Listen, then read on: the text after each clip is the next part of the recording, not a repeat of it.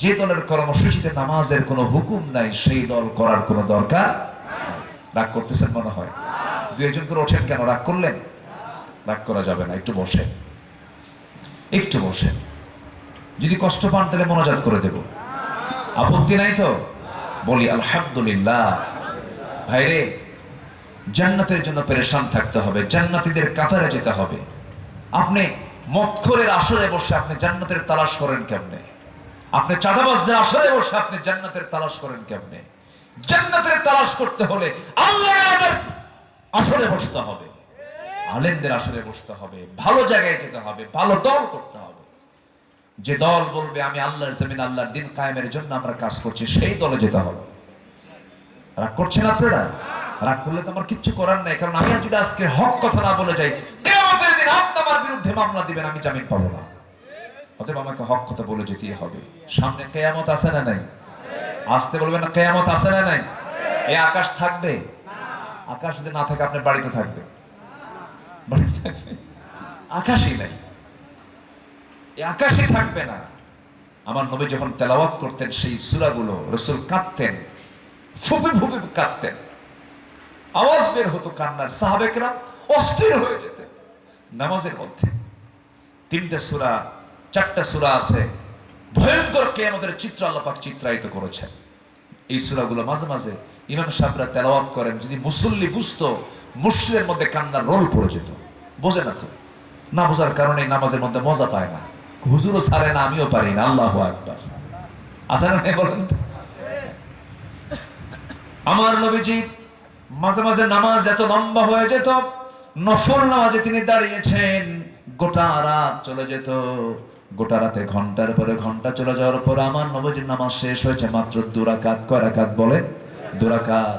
আর আমার দেশের তারাবির নামাজের দৃশ্য যখন চোখে পড়ে, 20 রাকাত নামাজ শেষ হয় মাত্র 5 মিনিটে। শয়তানও বোঝে না। আসেন না বলেন তো? রাকাত বেশি করার দরকার নাই, আপনি 4 রাকাতই পড়েন, সময় দিয়ে পড়েন, বুঝে পড়েন। আপনি 8 রাকাত পড়েন, সময় দিয়ে পড়েন, বুঝে পড়েন। 12 রাকাত পড়েন, সময় দিয়ে পড়েন, বুঝে পড়েন। যেটা আপনিও বুঝলেন না, রুকু ঠিক হলো না, সেজদা ঠিক হলো না, সেই নামাজ আল্লাহর দরবারে কবুল হবে না। নামাজটাকে সুন্দর করতে হবে। আমি আপনি সবাই দুনিয়া থেকে বিদায় নিয়ে নেব। আমার নবীজি যখন নামাজের মধ্যে পড়তেন, ইদাশ শামসু কুওয়িরাত ওয়া ইদান নুজুমুন কাদারাত ইদাস সামাউন ফাতারাত ওয়া ইদাল কাওয়াকিবুন তাসারাত ইদা যুলজিলাতিল আরদু জিলজালাহা ওয়া আখরাজাতিল আরদু আথকালাহা ওয়া ক্বালাল ইনসানু মা লাহা আল কারিআতু মাল কারিআতু ওয়া মা আদরাকা মাল কারিআহ ইয়াওমা ইয়াকুনুন নাসু কাল ফারাশিল মাবথুস ওয়া তাকুনুল জিবালু কাল ইহনিল মানফুশ। পাহাড়গুলো তুলার মতো উঠতে থাকবে, আকাশ ফেটে ফেটে পড়বে, সূর্য সংকুচিত হয়ে যাবে, তারকাগুলো ছিটকে ছিটকে পড়বে, সব ধ্বংস হয়ে যাবে। সেদিন মানুষ বলবে আল্লাহ ওয়াকালাল ইনসান মা লাহা, কি হলো? সব তো শেষ হয়ে গেল। সেই কঠিন কিয়ামতের দিন আল্লাহ বলছেন, বান্দারে কোনো ছায়া থাকবে না সেই দিন, শুধু আমার আরশের ছায়া ছাড়া। আমি 7 জনকে আমি আমার আরশ আজিমের ছায়া জায়গা দিয়ে দেব। কয় শ্রেণীকে? 7 শ্রেণীকে। একটা শ্রেণীর কাতার অন্তর্ভুক্ত হব। জোরে বলি ইনশাআল্লাহ, আরো জোরে বলি ইনশাআল্লাহ। 7 শ্রেণী কারা কারা শুনতে রাজি আছেন? এবছর না সামনে বছর? এখনই? বাস, জোরে বলি ইনশাআল্লাহ। অনেক কথা, কথা তো আমাদের শেষ হয় না, আলোচনা অনেক থেকে যায়। এক রাত একটু একটু করে বলি। শুধু আমি আপনাকে শোনাচ্ছি না কিন্তু, এখন তো প্রযুক্তির কল্যাণে দেখেন না কতগুলো কিরামন কাতিবিন আমার দিকে ছায়া আছে, দেখেন এরাও কিন্তু কম না। যা বলি সব হুবহু রেকর্ড করে গোটা পৃথিবীকে শুনিয়ে দেয় মুহূর্তের মধ্যে। অতএব তাহলে আমার কথা কি শুনছে হাজার হাজার না কোটি কোটি? কোটি কোটি মানুষ কিন্তু আমার আওয়াজগুলো শুনতে পাচ্ছে। এই তো মাত্র 2 দিনের মধ্যে এগুলো সব লক্ষ লক্ষ মানুষের হাতে হাতে এগুলো চলে যাবে। এই জন্য আমরা যে কথাগুলো বলি, এই কথাগুলো আর নির্দিষ্ট জায়গায় থাকে না, এখন একদম গ্লোবাল গোটা পৃথিবীতে চলে যায়, ওয়ার্ল্ড ওয়াইড হয়ে যায়। সম্মানিত ভাইয়ের, একটু সময় দেন, তাহলে কিয়ামত মনে হয় আমাদের জীবনে আসবে না, নাকি আসবে না কিনা বলেন? আমরা দেখবো কিনা বলেন? দেখবো। আমরা সেই দৃশ্য দেখবো। সেই দৃশ্যে এত ভয়ঙ্কর দৃশ্য হবে, মানুষ সেদিন উলঙ্গ হয়ে উঠবে, খাতনাবিহীন হয়ে উঠবে, খাতনা থাকবে না। উলঙ্গ হয়ে খাতনাবিহীন খালি পায়ে, নগ্ন পায়ে হাসরের ময়দানে সব বান্দা উঠে দাঁড়াবে। আম্মা জান আয়েশা বলছেন, ইয়া রাসূলুল্লাহ, মানুষের একটু লজ্জা হবে না? একজনকে আরেকজনের দিকে তাকাবে না? উনি একটু এই প্রশ্ন করে বসলেন। আমার রাসূল বলছেন, ইয়া আয়েশা, আল আমরু আশাদ্দু মিন আন ইয়ানজুরা বা'দুহুম ইলা বা'দিন। কিয়ামতের দিন হাসরের ময়দানে মানুষ এতটাই ব্যস্ত হয়ে পড়বে, এতটাই আতঙ্কিত হবে, একজনের অঙ্গের দিকে আরেকজন নজর দেওয়ার সুযোগই পাবে না, সময়ই পাবে না। তাদের মধ্যে এমন ফিলিংস কাজ করবে না। এমন ভয়ঙ্কর দিন সবার সামনে আছে না নাই? সবার সামনে আছে। সূর্য সংকুচিত হয়ে যাবে, তারকাগুলো এত বড়, এই তারকাটা সূর্যের চেয়েও 30 কোটি গুণ বড় একটা তারকা আছে। আর সূর্য পৃথিবী থেকে 13 লক্ষ গুণ বড়। কত বিশাল এই পৃথিবী, সব দুমড়ে মুচড়ে শেষ হয়ে যাবে। ফাইদা জাআতিস সাখা, কর্ণবিদারক আওয়াজ বের হয়ে যাবে, বিশাল একটা আওয়াজ হবে, সিংহায় ফুৎকার দিয়ে দেবে। একজন ফেরেশতা আল্লাহ পাক তাকে রেডি করে রেখে দিয়েছেন, সিংহায় মুখ দিয়ে আছে, শুধু অর্ডার হবে, ফু দেওয়া হয়ে যাবে। এমন দিন সবার সামনে আসে না নাই? সেদিন কি হবে? ওই পিতা, যে পিতা আপনার জন্য, আপনার সন্তান আপনার জন্য কত কষ্ট করেছে, ইয়াউমা ইয়াফিরুল মারউ মিন আখিহি ওয়া উম্মিহি ওয়া আবিহি ওয়া সাহিবাতিহি ওয়া বানিহি। সন্তান বাপকে চিনবে না, বাপ সন্তানকে চিনবে না, এমনকি মা সন্তানকে পর্যন্ত স্বীকার করে বসবে। যেদিন মানুষ কাঁদতে কাঁদতে চোখের পানিগুলো ফুরে যাবে, চোখ থেকে রক্ত বের হওয়া শুরু হয়ে যাবে, মানুষ অস্থির হয়ে যাবে, ছটফট করতে থাকবে, কেউ কাউকে চিনবে না। আল্লাহ বলছেন, বান্দা, পাই টু পাই হিসাব নেব, পাই টু পাই হিসাব নেব। যাররা শব্দটা এত ভয়ঙ্কর, গোটা কোরআন শরীফের ভিতরে সবচেয়ে ভয়ঙ্কর আয়াত হলো فمن يعمل مثقال ذرة خيرا يره ومن يعمل مثقال ذرة شرا يره।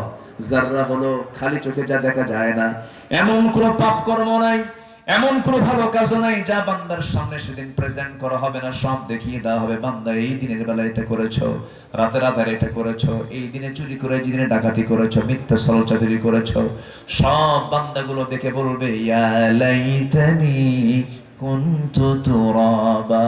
নিজের হাত কামড়াবে, নিজের দেহ কামড়াবে, শেষ পর্যন্ত বলবে, আল্লাহ, আমি যদি মাটি হয়ে যেতাম কত ভালো হতো। কিন্তু পালাবেন কোথায়? পালানোর কোনো সুযোগ নাই। সেই কঠিন দিন আমার আপনার সামনে আছে। আল্লাহ পাক সেদিন খেপে যাবেন আর বলবেন, আইনাল জাব্বারুন আইনাল মুতাকাব্বিরুন। কোন অহংকারী আছো, কোন স্বৈরাচারী আছো, আজকে আসো, সামনে দাঁড়াও। সব নত শিরে সব দাঁড়িয়ে যাবে, কাঁপতে কাঁপতে আল্লাহর সামনে দাঁড়িয়ে থাকবে। হাজার হাজার বছর চলে যাবে, বিচার শুরু হবে না। সেই কঠিন দিন একজন মানুষকে আল্লাহ পাক সবচেয়ে বেশি সম্মান দিবেন, তিনি হচ্ছেন মুহাম্মদ সাল্লাল্লাহু আলাইহি ওয়াসাল্লাম। নবীর কথা মনে করার দরকার আছে না নাই? আগে করব কার নাম? বলেন, আগে মনে করব কার নাম? সেকেন্ড স্মরণ করব মুহাম্মদ সাল্লাল্লাহু। আল্লাহ বলছেন, আমারে নিবা, আমারে তুমি কাছে নিতে চাও না, আমাকে আগেই কাছে পাবে না, ভায়া লাগবে, মাধ্যম লাগবে। ফাত্তাবিউনি ইউহিব্বুকুমুল্লাহ। আমার হাবিবকে আগে আনুগত্য করো, আমার রাসূলকে আগে আনুগত্য করো, আমি আল্লাহ তোমাকে ভালোবাসবো। যেরকম সুবহানাল্লাহ। আল্লাহকে মানবেন, রাসূলকে নেতা মানবেন না। আল্লাহকে মানবেন, রাসূলকে শুধু নামাজে মানবেন, নেতৃত্বে মানবেন না, রাজনীতিতে মানবেন না, রাষ্ট্রে মানবেন না। আপনি উম্মত না, আপনি ভণ্ড, আপনি প্রতারক। এই যে রাসূলকে মানতে হবে, এক জায়গায় না, সব জায়গায়। রাসূল কি দেশ চালাইছেন? আস্তে কোন কেন? দেশ চালাইছেন? তিনি কি রাষ্ট্রপতি ছিলেন? তিনি কি হাতে অস্ত্র নিয়েছিলেন? তিনি কি যুদ্ধ করেছেন? তিনি কি হিজরত করেছেন? তিনি কি উহুদের ময়দানে গেছেন? তিনি কি বদর যুদ্ধের নেতৃত্ব দিয়েছেন? এত কিছু জানার পর আপনি না জানার ভান করেন কেন? আপনি ভণ্ডামি করেন কেন? নবীর পূর্ণ আনুগত্য ছাড়া আল্লাহর জান্নাত পাওয়া সম্ভব নয়। ইসলাম এমনি এমনি আসে নাই। যে নবীকে আল্লাহ তাআলা এত পছন্দ করেছেন, মসজিদে কিবলাতাইন একটা মসজিদ আছে, দেখছেন তো? কিবলাতাইন মানে দুই কিবলা। কয় কিবলা? দুই কিবলা। এটা মদিনায়। এই যে কয়েকদিন আগে ঘুরে আসে। আল্লাহ তার হাবিবকে কি পরিমাণ ভালোবাসেন দেখেন। মসজিদে কিবলাতাইন কেন হলো? উনি ওই জায়গায় দাঁড়িয়ে 4 রাকাত নামাজ পড়ছিলেন। 4 রাকাত নিয়ত করেছেন, 2 রাকাত পড়েছেন। নামাজের মধ্যে তার মনে হলো, আল্লাহ আমার চেহারাটা বাইতুল আকসার দিক করে, বাইতুল মুকাদ্দাসের দিক করে আমি নামাজ পড়ছি, আমার কিবলা যদি এটা না হয়ে যদি আমার কিবলাটা যদি কাবা শরীফ হতো, আমার কত ভালো লাগতো। শুধু মনে করেছেন, আল্লাহকে বলেন নাই। নামাজের মধ্যে আল্লাহ বলেন, قد نرى تقلب وجهك في السماء فلنولينك قبلة ترضاها فول وجهك شطر المسجد الحرام। আল্লাহু আকবার। মসজিদুল হারাম, রাসূল আপনার দেরি করবেন না, 2 রাকাত পড়েছেন মসজিদ আকসার দিকে, সমস্যা নেই। বাকি 2 রাকাত নামাজ আপনি কিবলা ঘুরান, বাইতুল হারামের দিকে নামাজ পড়ুন। কয় কিবলা হলো? মসজিদের নাম হয়ে গেছে কি? 2 কিবলা। কিবলাতাইন।